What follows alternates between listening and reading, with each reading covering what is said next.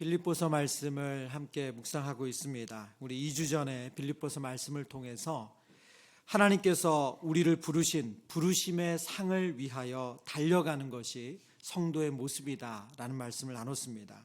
그리고 그 첫 번째 부름의 상을 위하여 달려가는 성도는 올바르게 자기를 평가하는 사람이라고 말씀을 나눴습니다. 기준이 나 자신이나 남이 아니라 오직 그리스도가 기준이 되는 삶, 그 그리스도를 통해서 자신을 평가하는 삶, 그것이 성경이 말씀하시는 부름의 상을 좇는 사람의 모습이다 말씀드렸습니다. 이만하면 되었어 라고 하는 나 자신이 기준도 아니고 저 사람보다 나아 라고 말하는 다른 사람이 기준도 아닙니다. 그리스도를 기준 삼을 때 우리는 늘 겸손할 수 있습니다. 그리고 성장할 수가 있습니다. 빌립보서 3장 16절 오늘 본문 바로 앞절에 이렇게 말씀하고 있습니다. 오직 우리가 어디까지 이르렀든지 그대로 행할 것이라. 오직 우리가 어디까지 이르렀든지 그대로 행할 것이라. 여기서 그대로 행하다라는 헬라어 단어가 스케이케오라는 단어인데요. 이 단어는 군인들이 오와 열을 맞출 때 쓰는 단어입니다. 스케이케오. 꼭 우리말로 하면 우리가 운동이나 혹은 군인들이 줄을 설 때 기준하는 것처럼 그 오와 열을 맞출 때 이 스테이케오라는 단어를 씁니다. 우리말로 번역할 때는 동의하다, 진행하다는 뜻이지만 군인들이 일렬로 늘어서서 걷는 모습을 연상시키는 단어가 바로 이 스케이케오입니다. 오와 열을 맞추어 서려면 반드시 기준이 필요합니다. 지금 사도 바울이 빌립보 성도들에게 그 말을 하고 있는 거예요. 당신들이 오직 우리가 어디에 이르렀든지 그대로 행할 것이라. 기준은 되시는 예수 그리스도의 뒤에 그대로 서서 그 기준을 보고 서 있어야 된다. 지금 그 얘기를 하고 있습니다. 지금 바울은 모든 그리스도의 삶이 오와 열을 맞출 때 그 기준 대신 예수 그리스도 뒤에 서는 것이다. 그대로 행하는 것이다 라고 말씀하고 있습니다. 그래서 오늘 본문의 바울이 17절에 너희는 함께 나를 본받으라 라고 말씀하고 있는데, 우리가 쉽게 생각하면 바울이 하나님 앞에 드렸던 열정, 그 순종, 그 겸손한 태도, 그것을 본받으라는 것처럼 보여지지만 실제로 바울은 자기 자신을 드러내면서 저처럼 살아가세요. 지금 그 얘기를 하고 있는 것이 아니고 기준이 되시는 예수 그리스도의 그 뒤에 서서 예수님의 뒷꼭지를 바라보고 있는 자신의 위치, 그것처럼 자기 뒤에 서라는 거예요. 모든 기준이 되시는 예수 그리스도의 뒤, 그 뒤에 내가 선 것처럼 당신들도 그렇게 서야 합니다. 지금 그 말씀을 하고 있습니다. 우리가 오와 열이 잘 맞으면 어떻습니까? 아무리 길게 줄을 서도 내가 내 앞사람 뒷꼭지만 바라보면 돼요. 그러면 그 열 앞에 그 맨 첫 번째 기준이 된 사람 보이지 않아요. 왜요? 바로 그 사람은 그 앞사람이, 그 바로 앞사람 뒤에 있는 사람이 가리고 있기 때문에 바로 줄을 제대로 섰다는 것은 다른 사람이 보이는 게 아니라 바로 내 앞에 선 그 사람은 뒷꼭지만 보이는 거예요. 오늘 바울이 그 그림으로 설명하고 있습니다. 형제들아 너희는 함께 나를 본받으라고 말할 때 기준이 되신 예수 그리스도를 바라보면서 그 뒤에 서 있는 바울, 그 바울처럼 그 위치에 서 있으라고 말씀하고 있습니다. 바울은 빌립보서 2장에 근본 하나님의 본체시나 하나님과 동등됨을 취할 것으로 여기지 아니하시고 죽기까지 복종하신 그 예수님, 그 기준이 되신 예수님 뒤를 바라보고 있습니다. 그 기준 되시는 예수님을 바라보면서 서 있어요. 다른 것 바라보지 않고 오직 예수님을 기준 삼아서 그 뒷꼭지를 바라보고 서 있는 것이 바울의 모습입니다. 지금 빌립보 성도들에게 자신이 그렇게 표대 되신 예수님 바라보고 기준 삼아 서 있는 것처럼 당신들도 나를 본받아서 그렇게 서 있기를 원합니다. 그 말씀을 전하고 있습니다. 바울이 이렇게 권면하는 이유가 있습니다. 오늘 본문 18절에 그 이유를 이렇게 설명합니다. 같이 읽어보겠습니다. 내가 여러 번 너희에게 말하였거니와 이제도 눈물을 흘리며 말하노니 여러 사람들이 그리스도의 십자가의 원수로 행하느니라. 아멘. 지금 바울의 이 18절의 내용을 읽어보면 바울이 가지고 있는 간절함을 우리가 느낄 수가 있습니다. 내가 여러 번 너에게 말하였거니와. 지금 바울이 이 말을 처음 하는 것이 아니래요. 아주 여러 번 말했대요. 그리고 이어서 뭐라고 말합니까? 이제도 눈물 흘리며 말하노니. 바울이 정말 간절히 말하고 있다는 얘기를 하고 있습니다. 그 내용이 뭐냐? 여러 사람들이 그리스도의 십자가의 원수로 행하느니라. 지금 바울은 그리스도의 십자가의 원수로 행하는 사람들이 있다는 거예요. 그 길을 따르는 사람들이 있다는 거예요. 지금 바울이 나와 함께 본받으라, 기준 대신은 예수 그리스도만 바라보고 나와 함께 그 자리에 서 있자 말하는 이유는 그 표대 되시는 예수님, 기준 되시는 예수님을 바라보지 않으면 그리스도의 십자가의 원수가 되는 그 길로 갈 수 있다는 거예요. 오늘 본문에 쓰인 원수라는 말은 적을 말합니다. 적대적인 원수입니다. 빌립보 교회 성도들 안에 이렇게 십자가의 원수로, 십자가의 적대적인 원수가 있었는지는 명확하지는 않습니다. 그러나 분명한 것은 믿는다고 하는 신자들 가운데 십자가의 원수가 된 삶을 사는 자들이 있었다는 거예요.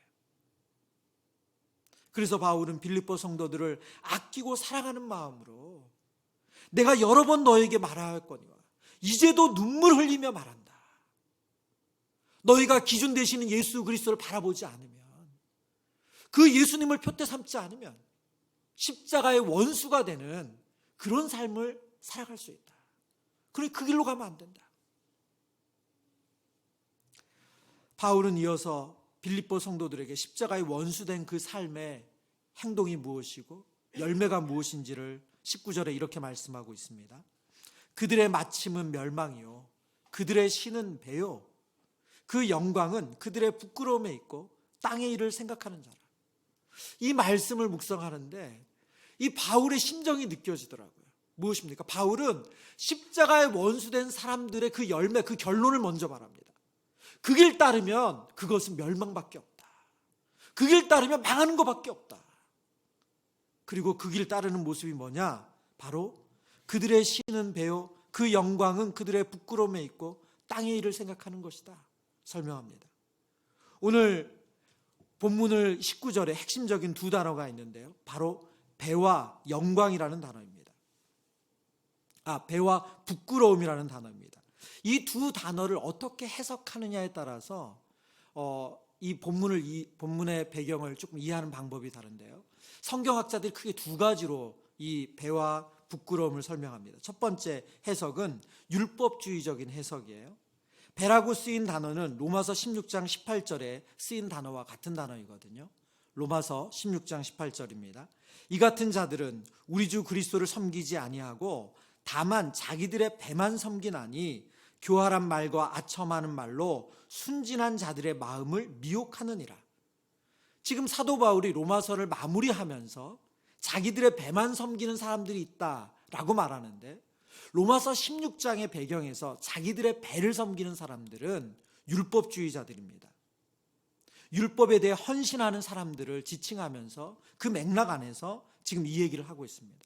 그럼 왜 유독 배라는 표현을 썼는가? 율법주의자들에 대해서. 율법주의자들이 자신들의 행위를 드러내기 위해서 늘 강조했던 게 뭐냐면 먹을 수 있는 것과 먹지 못하는 거예요. 음식을 구분하는 거예요. 율법에 따라서. 그래서 하나님께서 주신 그 율법에 따라서 먹는 자신들의 행위를 드러냈어요. 음식에 관한 율법에 대한 그들의 세심한 준수가 그들의 배의 신이 되었다고 성경이 말씀하고 있는 겁니다. 그리고 두 번째 중요한 단어가 부끄러움이라고 말씀드렸습니다. 이 부끄러움이라는 단어는 헬라어로 아이스쿠네라는 단어인데, 이 단어는 벌거숭이 이런 의미를 가지고 있어요. 남에게 드러낼 수 없는 아주 은밀한 신체 부위가 노출되는 것을 말하는 단어가 이 아이스쿠네라는 단어입니다. 유대인들은 자신들이 하나님께 택함 받은 백성이라는 표시로 할례를 행했습니다. 그러니까 사람들에게 잘 드러나지 않는 거죠. 이런 은밀한 부위, 그것이 그들에게 부끄러운 모습이지만 그들에게는 영광이 되었다는 거예요. 나 할례 받은 사람이야.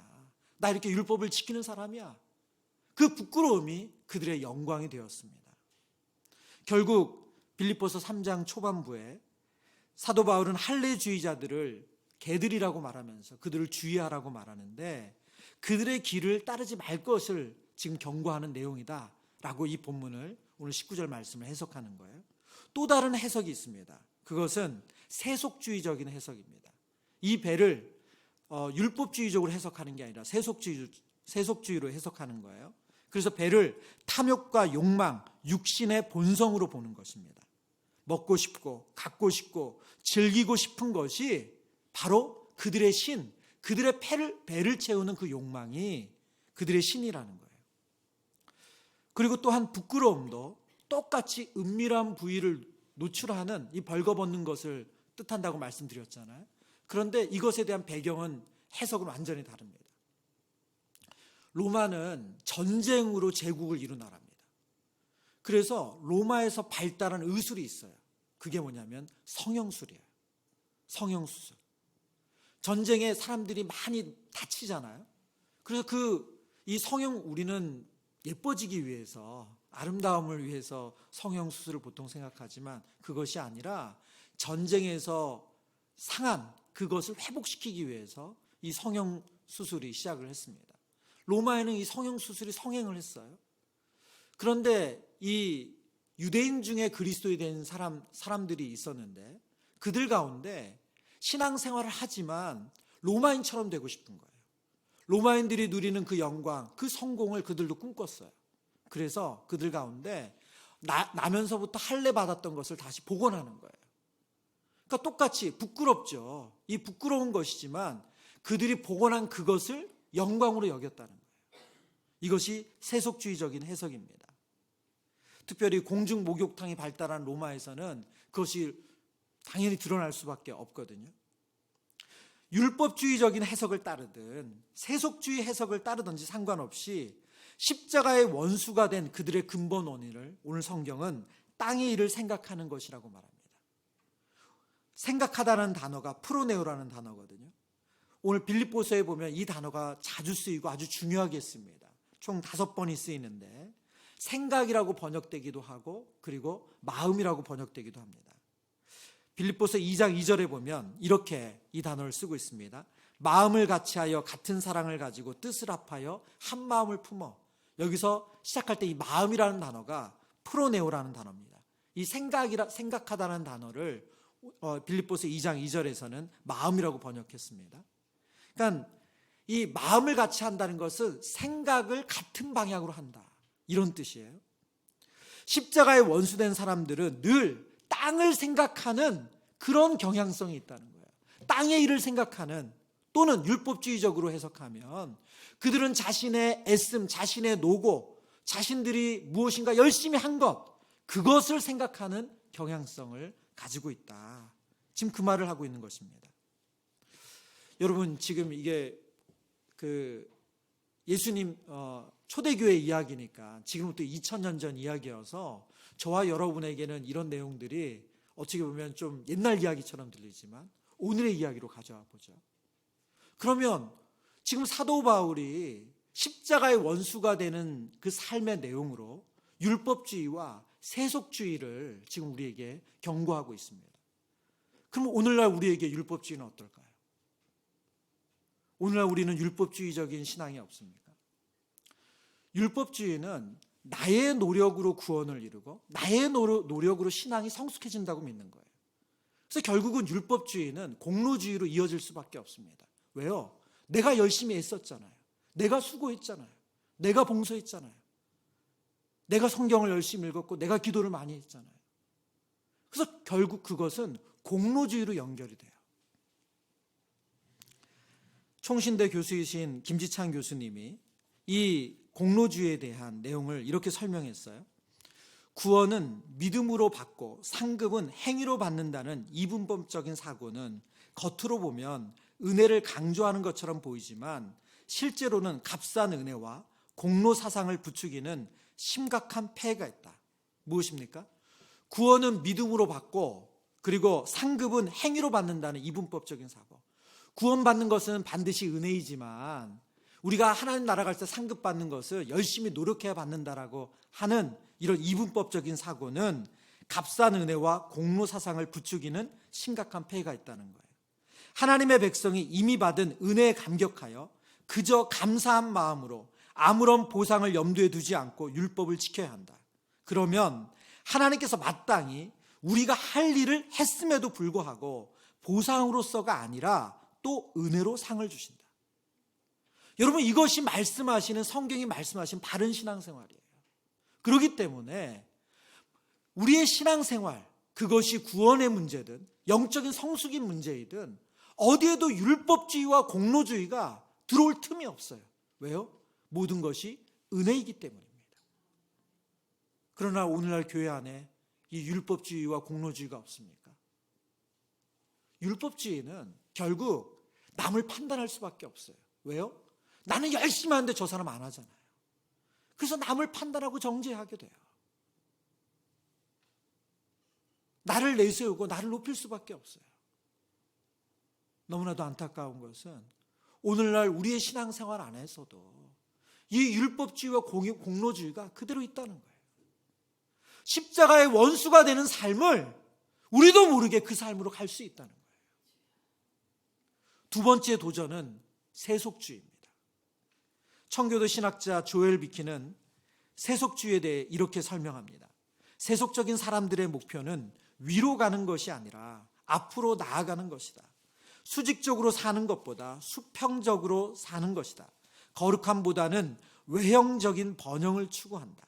하나님께 간절히 기도하기보다 이기적인 갈망을 분출한다. 하나님을 부인하지는 않지만 그분을 무시하거나 잊고 산다. 세속주의는 하나님을 떠난 인간의 본성이다. 여러분, 교회 안의 세속주의 어떻습니까? 성공을 추구하는 거죠. 번영을 추구하는 거예요. 신앙생활을 하지만 똑같이 세상이 원하는 성공과 번영을 추구하는 거예요. 그리고 하나님을 도구 삼는 겁니다. 기도를 도구 삼는 거예요. 이것을 저는 저에게 한번 적용해 봤어요. 저에게 이 무서운 세속주의가 어떻게 저를 병들게 할 수 있는가? 교회 성도, 교회의 영적인 성장을 숫자에 목매다는 거예요. 더 많은 성도가 모이는 것을 제가 목회를 잘한다고, 성공한다고 생각하는 거예요. 그리스도 안에서 한 사람이 온전해지는 데 집중하기보다, 그 한 영혼이 예수 그리스도의 제자 되는 것에 집중하기보다 어떻게든 더 많은 성도를 모아서 사람들에게 제 이름을 내게 하고 우리 교회의 이름을 알리는 것, 그것이 세속주의라는 거예요. 그것은 위로 가는 것이 아니라 앞으로 나아가는 것이고 거룩함보다 외형적인 번영을 추구하는 거예요. 여러분, 오늘날 교회 안에 어떻습니까? 우리의 교회 안에는 이 세속주의가 없나요? 참 부끄럽지만 오늘날 교회 안에 이 세속주의가 만연한 게 사실입니다. 고 오카는 목사님이 한국 교회를 위해서 교회 갱신 협의회라는 단체를 만드셨어요. 그리고 많은 목사님들이 교회가 다시 거룩을 회복하고 말씀을 회복하고 순전함을 회복해야 된다는 뜻으로 그 교갱협이라는 그 모임을 만드셨어요. 그 교갱협의 마지막 설교에서 오카는 목사님이 한국 교회에 너무나도 치명적인 독이 있는데 그 첫 번째가 세속주의라고 말씀하셨어요. 너무나도 깊게 목회자들과 성도들 안에 세속주의가 스며들어 있다는 거예요.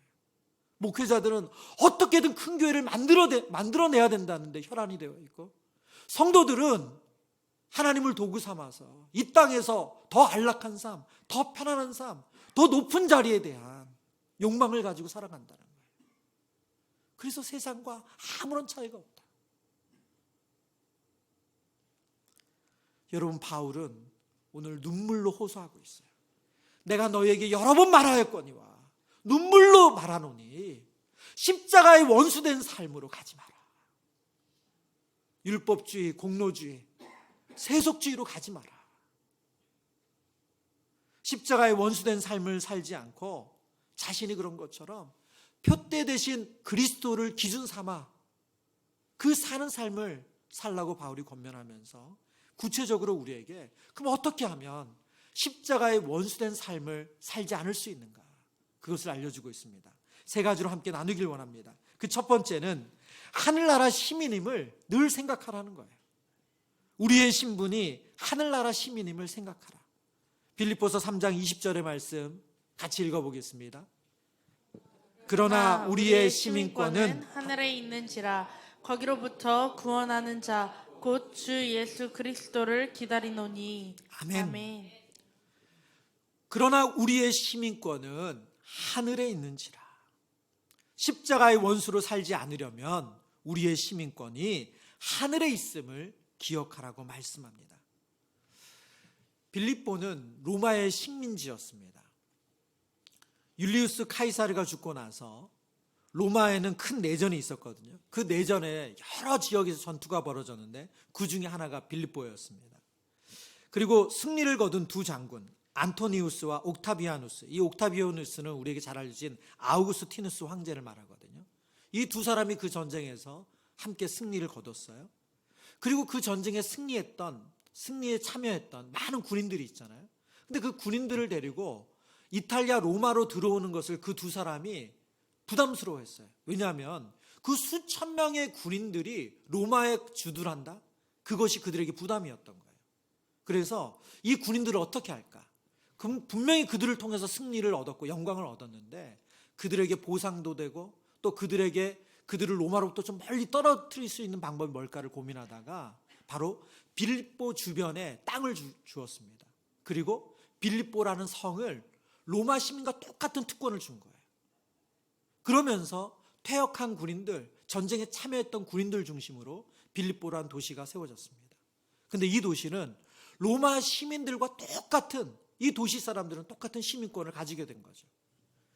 지금 바울은 그런 배경 속에서 이 시민권이라는 단어를 사용하고 있습니다.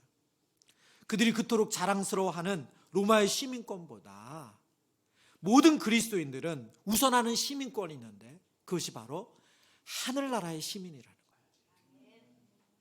골로새서에서 바울은 하나님 나라의 시민임을 잊지 않도록 이렇게 말씀하고 있습니다. 골로새서 3장 1절과 2절 말씀 우리 한 번 더 같이 읽겠습니다. 그러므로 너희가 그리스도와 함께 다시 살리심을 받았으면 위의 것을 찾으라. 거기는 그리스도께서 하나님 우편에 앉아 계시느니라. 위의 것을 생각하고 땅의 것을 생각하지 말라. 아멘. 하늘 시민권자임을 우리가 잊지 않으려면 위의 것을 생각하고 땅의 것을 생각하지 않는 것이다 말씀하고 있습니다. 물론 이 말씀을 오해하면 안 됩니다. 하나님은 우리가 이 땅에서 발을 딛고 살고 있고 그리고 육체를 입고 있다는 것을 모르시는 분이 아니에요. 말하자면 먹을 것이 필요하고 입을 것이 필요하고 생활하는데 많은 물질이 필요하다는 거 하나님 모르지 않습니다. 하나님 그 필요를 아시고 그것을 채우시는 분이십니다. 그럼에도 하나님은 땅의 것이 인생의 최우선이 되지 않도록 하라고 말씀하고 있습니다.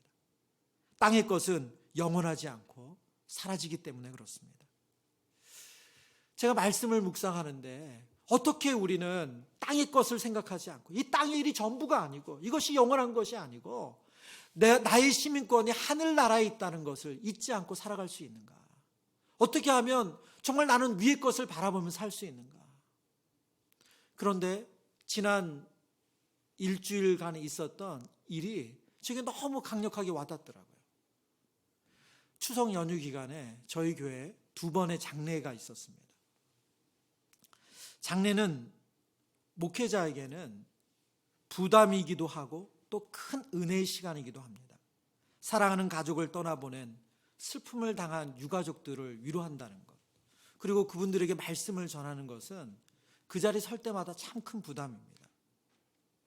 그런데 그 시간, 그 부담과 비교되지 않는 은혜가 있습니다.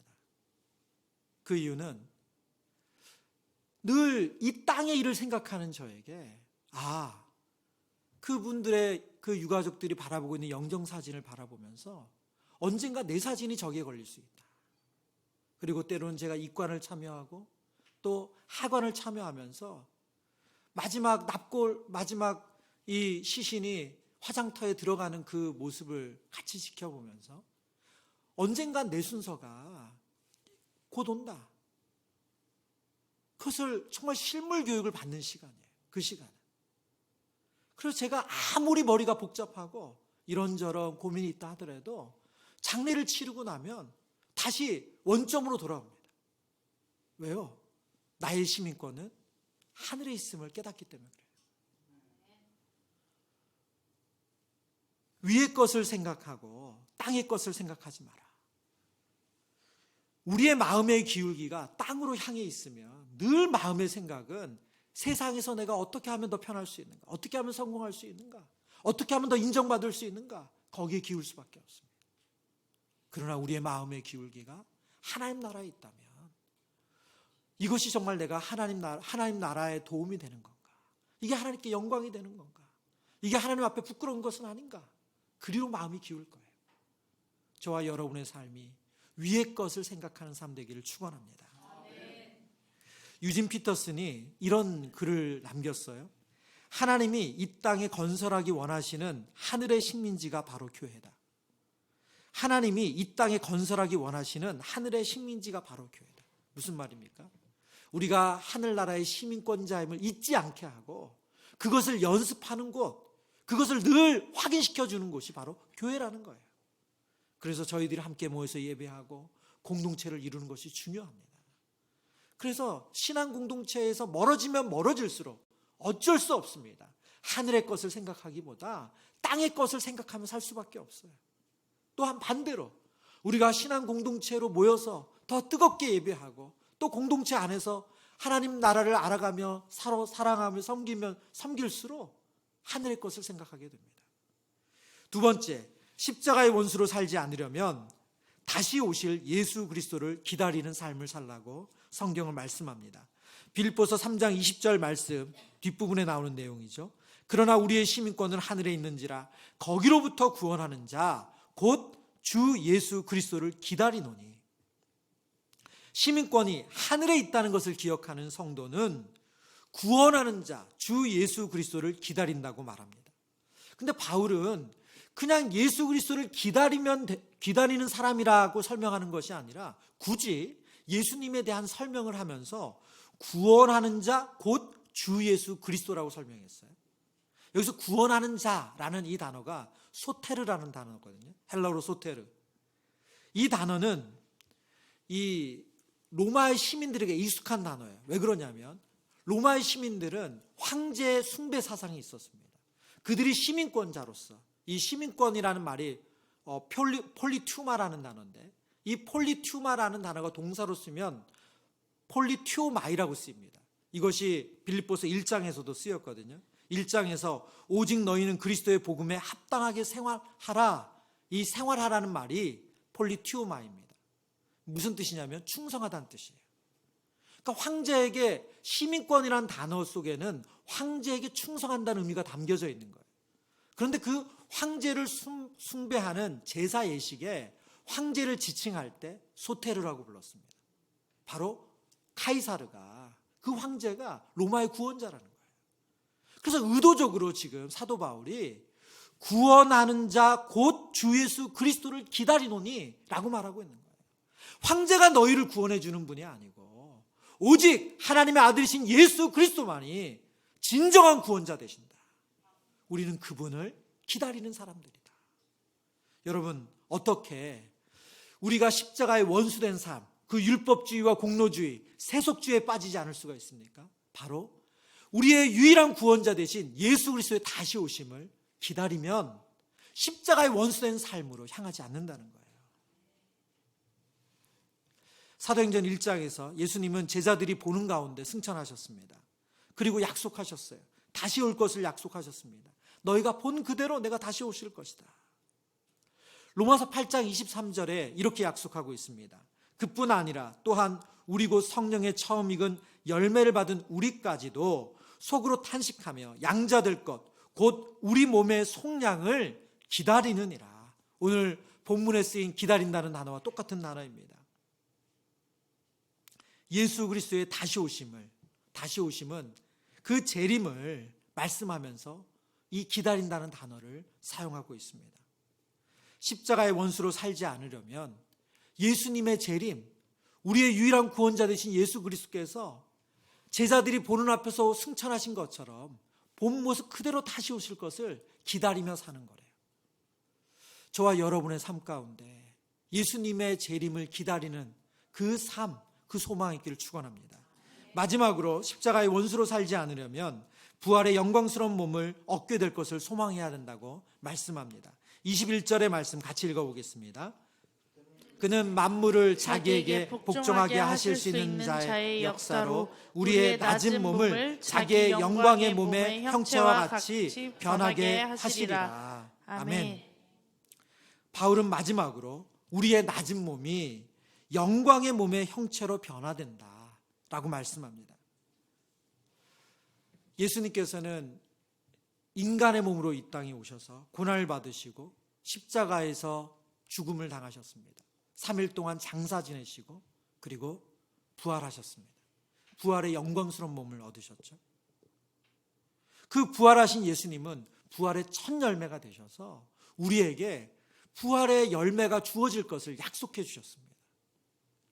고린도전서 15장 42절과 43절에 하나님은 우리에게 부활에 대한 이런 약속을 주셨어요. 죽은 자의 부활도 그와 같으니 썩을 것으로 심고 썩지 아니할 것으로 다시 살아나며 욕된 것으로 심고 영광스러운 것으로 다시 살아나며 약한 것으로 심고 강한 것으로 다시 살아나며, 이것이 우리가 부활의 몸을 통해서 부활의 영광을 통해서 누리는 거래요. 썩을 것으로 심고 썩지 아니할 것으로 다시 살아나고, 욕된 것으로 심고 영광스러운 것으로 다시 살아나고, 약한 것으로 심고 강한 것으로 다시 살아난다 말씀합니다. 여러분, 하나님께서 저와 여러분에게 십자가의 원수된 삶을 피하지 않는 세 번째 방법을 주셨는데, 그것은 바로 부활의 영광을, 그 부활의 몸을 소망하면서 사는 거래요. 이 땅의 삶이 전부가 아니고 하나님께서 주신 그 영광스러운 그날에 우리에게 주실 그 너무나도 영광스러운 모습을 꿈꾸며 사는 거래요. 제가 이 빌립보서 말씀을 이렇게 준비하면서 여러분들의 설교도, 우리 선배 목사님들 설교도 들어보거든요. 근데 그 설교 가운데 한 분이 고 옥하는 목사님 설교였어요. 근데 이 설교를 하시는데 옥 목사님이 이 마지막 부활의 영광에 대한 내용을 하시는데 정말 신이 나서 외치듯 얘기하시는 거예요. 그게 2004년 설교셨어요. 은퇴하시고 나서 사랑의 교회에서 이제 설교하신 내용이셨거든요. 그런데 정말 하나님께서 우리에게 이 부활의 영광스러운 몸을 주신 게 얼마나 기쁘냐고. 더 이상 아프지도 않고 상하지도 않고, 여러분 막 목사님이 너무 흥분하시면서 여러분 아프지 않아요? 막 그냥 방방 뛰시면서 그 목사님이 설교를 하시는 거예요. 근데 제가 그 설교를 걸으면서 들었거든요. 마음이 찡하더라고요. 왜 그랬냐면 지금 그 목사님이 그 영광을 누리고 계시잖아요. 그분이 강단에서 기쁨으로 설교하신 그것을 그분은 지금 하나님 품에서 누리시잖아요. 우리도 언젠가 그 부활의 영광을 누릴 거예요. 우리가 그 영광을 바라볼 때 땅의 것을 생각하지 않고 십자가의 원수된 삶으로 가지 않고 하나님 앞에 부끄럽지 않은 예수 그리스도를 따르는 제자의 삶을 살아가는 줄 믿습니다. 말씀을 정리합니다. 십자가의 원수로 살지 않으려면 하늘나라 시민임을 늘 생각해야 됩니다. 두 번째, 다시 오실 예수 그리스도를 기다리며 살아야 합니다. 그리고 세 번째, 부활의 영광스러운 몸을 얻게 하실 것을 소망하며 살 때 우리는 율법주의와 공로주의, 그 십자가의 원수된 삶이나 혹은 이 땅에서의 성공과 번영을 추구하는 세속주의적인 삶이 아니라 표대 대신 예수 그리스도, 우리의 유일한 기준 대신 예수 그리스도를 바라보며 그리스도의 제자의 삶을 살아낼 수 있는 줄 믿습니다. 우리 사랑하는 모든 성도님들이 바울이 그랬던 것처럼 나와 함께 나를 본받으라. 그 말은 내가 얼마나 잘 사는 줄 아냐 그 말이 아니라 오직 유일한 기준 대신 예수 그리스도를 바라보며 살자. 저와 여러분이 믿음의 식구들에게, 우리의 식구들에게 그렇게 말할 수 있는 그런 성도들 되시길 축원합니다.